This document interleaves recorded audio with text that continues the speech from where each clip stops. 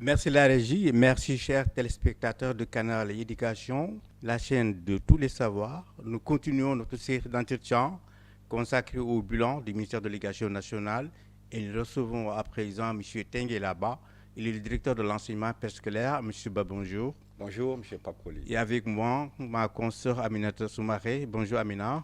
Pape Koli, bonjour. Tout d'abord, saluer les téléspectateurs. C'est un plaisir de me joindre à vous sur ce plateau pour ce nouveau numéro de l'émission Bilan. Voilà, Monsieur Tengelaba, je le rappelle, vous êtes le directeur de l'enseignement préscolaire, je le disais tout à l'heure dans l'entame de l'émission. Quelles sont les missions assignées à votre direction?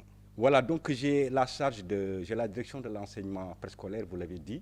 Donc c'est une direction d'abord pédagogique, comme la direction de l'enseignement élémentaire, comme la direction de l'enseignement moyen secondaire, mais c'est aussi le programme, c'est la direction aussi qui porte le programme éducation préscolaire. Pour les missions, donc c'est des missions donc de mise en œuvre donc de la politique éducative, prenant en charge donc les enfants de 3 à 5 ans, la cible 3 à 5 ans, donc c'est une tranche d'âge 3 à 5 ans, parce que la petite enfance elle est vaste, c'est de 0 à 5 ans, mais nous prenons en charge donc la tranche d'âge 3 à 5 ans, mais dans la perspective donc de favoriser le développement donc de toutes les potentialités de l'enfant, des différentes aptitudes, qu'elles soient psychomotrices, intellectuelles, sociales.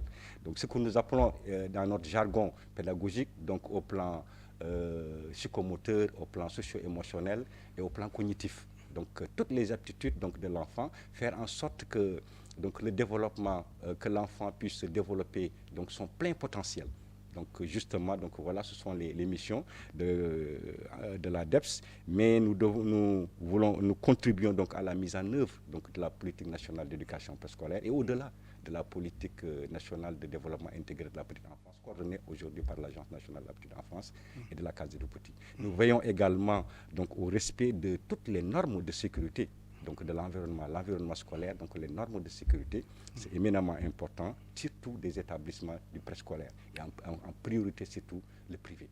J'ai l'habitude de qualifier le préscolaire comme étant le palier numéro 1 de l'escalier, pour ne pas dire de l'ascenseur. Chaque année, vous élaboriez ce qu'on appelle un PTA, un plan de travail annuel, qui constitue à élaborer, à identifier un certain nombre d'actions à réaliser. Et sur ce point, je m'avais laissé la parole à ma consoeur pour revenir sur ce point. Monsieur le directeur de l'enseignement préscolaire, quel serait le bilan que vous faites des différentes activités planifiées en 2024? Merci beaucoup Aminata. Je crois que pour le bilan 2024, je crois que ça a été un bilan riche d'enseignement, riche de formation. C'est pourquoi je voudrais peut-être axer donc, le bilan sur la formation, surtout. Parce que nous sommes une direction donc, pédagogique et nous avons planifié donc, des activités de formation. Et là aussi, il faut le dire, c'est avec l'accompagnement de la Banque mondiale. Vous connaissez tous donc le projet, le PIPA-DHS, le projet Investir dans les premières années pour le développement humain au Sénégal.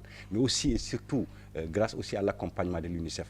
Nous avons planifié donc dans le cadre de la révision du programme préscolaire, parce qu'il faut le dire, nous sommes la direction du préscolaire qui a déjà une avance par rapport à la révision des curricula. Nous avons commencé donc par la révision du programme préscolaire que nous voulons implémenter au Sénégal. Et l'année dernière, essentiellement, comme vous l'avez dit, comme je l'ai dit, c'était des sessions, des activités de formation planifiées d'abord sur quelques académies, Kaolack, Tambacounda, Kolda, Sédhiou, Saint-Louis et Louga. Et là aussi, il faut dire que parmi ces régions, il n'y a que Kaolack et Kolda, Kolda et Tambacounda, Kaolack, Tambacounda et Kolda qui étaient des zones du PIPA-DHS.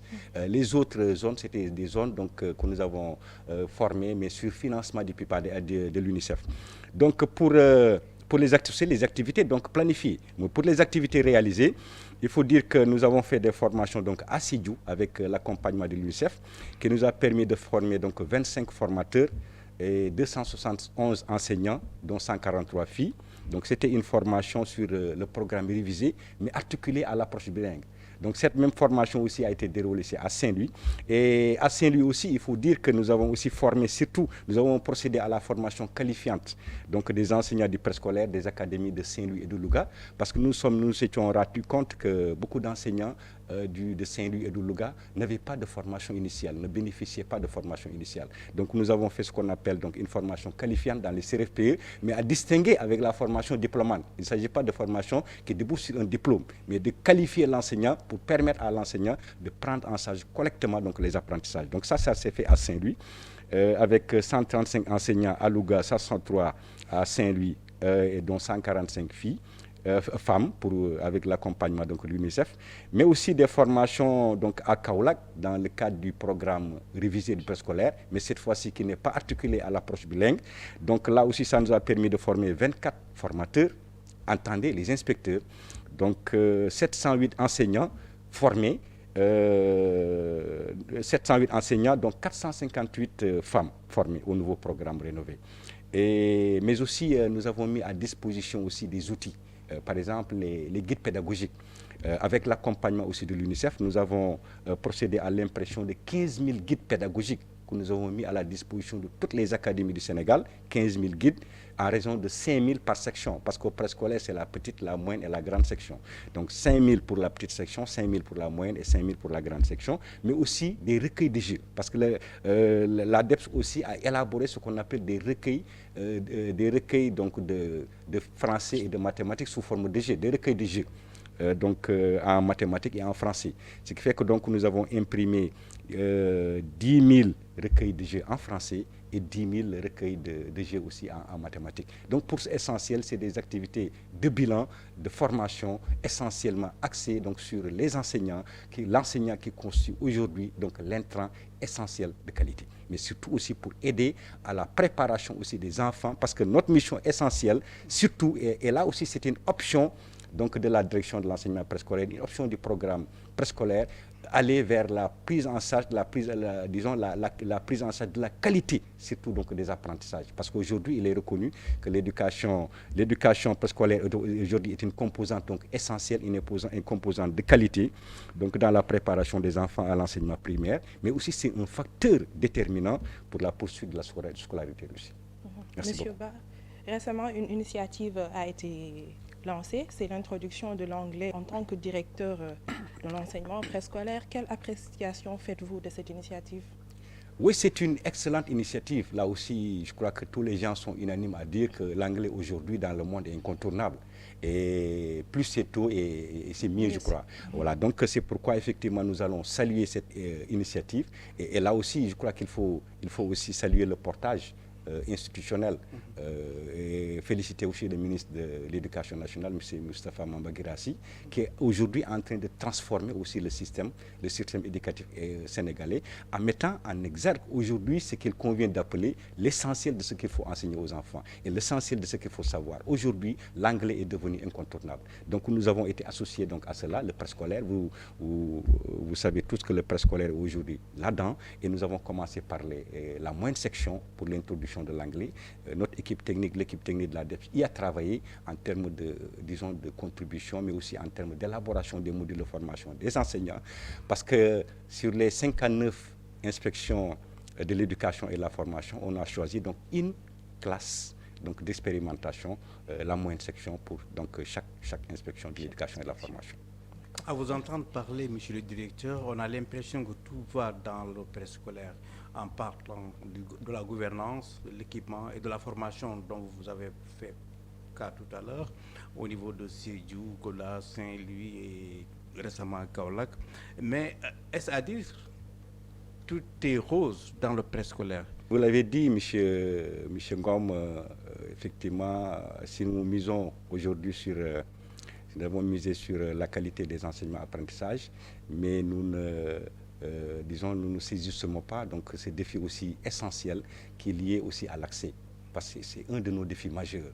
Parce que vous n'êtes pas sans savoir qu'au dernier RNSE, le taux brut de préscolarisation était à 19,6%. Et c'est un taux encore faible. Et c'est pourquoi il faut de nouvelles stratégies donc, pour pouvoir booster donc, ce taux brut de préscolarisation, en rapport bien entendu avec l'Agence nationale de la petite enfance et de la case des tout-petits, qui est chargée donc, de l'investissement, donc, de la construction et de la réhabilitation de toutes les structures DIPE au Sénégal. Mais le taux est encore faible parce que les moyens donc, ne sont pas aussi conséquents. Vous avez le budget donc, alloué à la petite enfance en général. Et donc, je crois que c'est un défi donc, majeur donc d'accroître, donc d'élargir donc l'accès à la préscolarisation, surtout dans les milieux les plus défavorisés, dans les zones les plus reculées. Parce qu'aujourd'hui, c'est ce que nous appelons la démocratisation de l'accès au préscolaire. Vous savez, le préscolaire était essentiellement centré autour des grandes villes pour l'histoire. Mais aujourd'hui, nous voulons l'élargir davantage et faire en sorte que cette préscolaire donc, puisse bénéficier donc, à tous les enfants du Sénégal. Et c'est pourquoi nous disons qu'il faudrait au moins donner donc, au moins une année de préscolarisation, offrir une année de préscolarisation à tous les enfants du Sénégal, au moins une année d'éducation préscolaire gratuite et obligatoire. Vous l'avez dit, monsieur le directeur, au début, les gens pensaient que la préscolarisation était une affaire de nantis. Aujourd'hui, au-delà, par exemple, de la problématique du financement, en termes de perspective, à quoi peut-on s'attendre? En termes de perspective, nous voulons d'abord dire que ça fait partie de nos objectifs. D'abord, je réitère donc cet objectif d'élargir l'accès à la préscolarisation, mais aussi, surtout, avec l'implication des collectivités territoriales. C'est un défi. Parce que malheureusement, beaucoup de maires, par exemple dans le cadre du projet FIPA-DHS, beaucoup de maires, des collectivités territoriales s'étaient engagés donc, à recruter un personnel communautaire. Et nous allons appuyer donc, disons l'accompagnement pédagogique, la formation des enseignants. Mais c'est une implication encore timide de la part des collectivités territoriales. Et là aussi, c'est un appel que je lance donc aux maires du Sénégal, aux collectivités, pour qu'elles puissent, ces autorités, ces collectivités, pour qu'elles puissent prendre en charge donc, le développement intégré de la petite enfance. Donc ça, c'est déjà dans nos perspectives et je crois que des discussions seront donc enclenchées entre les différents ministères, le ministère de l'Éducation nationale et les ministères des collectivités territoriales, pour voir ensemble ce que nous pourrons faire en sorte que, disons, l'accès puisse être davantage élargi donc, à tous les enfants d'âge préscolaire. Mais nous voulons aussi, dans ces perspectives, promouvoir toujours le développement donc, intégré de la petite enfance, parce que c'est dans la stratégie, la SND, donc de promouvoir la promotion, de promouvoir donc, le développement intégré de la petite enfance, mais que nous voulons dans une approche multisectorielle.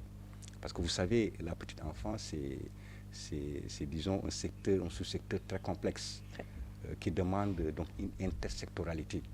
Parce qu'un enfant qui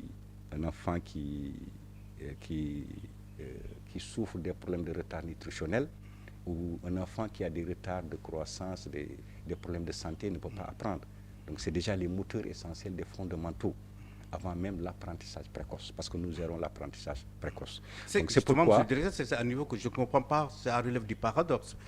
Parce que le préscolaire, comme j'ai encore, c'est le palier numéro 1, c'est la porte d'entrée du système éducatif.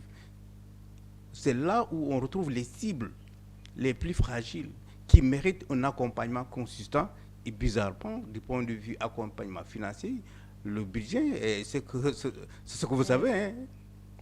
Oui, le budget, il est encore faible, mais quand même, vraiment, nous avons espoir que les gens, de plus en plus, ont compris qu'il faut davantage donc, investir dans la petite enfance. C'est éminemment important. Je reviendrai là-dessus sur la rentabilité de cet investissement. Donc, il faut accroître donc, ces ressources, parce qu'aujourd'hui, la dernière conférence qui s'est tenue à Tashkent en 2022, je crois, dans les recommandations, on avait demandé aux États